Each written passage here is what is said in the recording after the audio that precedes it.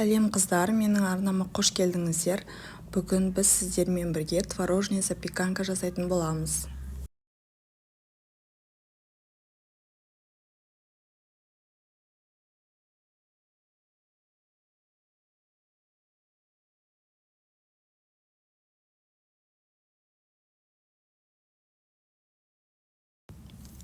Ыдысымызға 400 грамм творог салып алдық. Йогурт салдым мен 3 ас қасық. Сіздер йогурт болмаса сметана да қолдансаңыздар болады. 2 жұмыртқа, қант 2 ас қасық. Егер сіздер творожный запеканка тәтті болған қаласаңыздар, тәттіні жақсы көрсеңіздер, 3-4 қасық салсаңыздар да болады.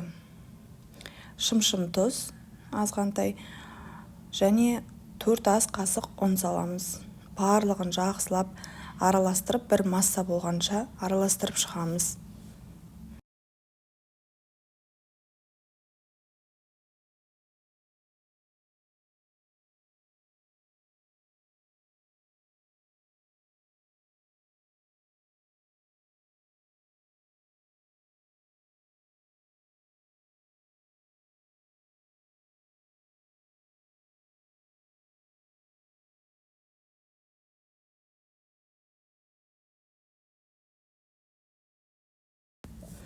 Осылай біздің массамыз дайын.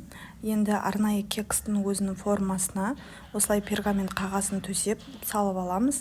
Ішіне массамызды құямыз. Мен бетіне замороженный смородина салдым. Сіздер өз қалауларыңыз бойынша қолда бар затты сала берсеңіздер болады. Фрукты, ягода салсаңыз болады.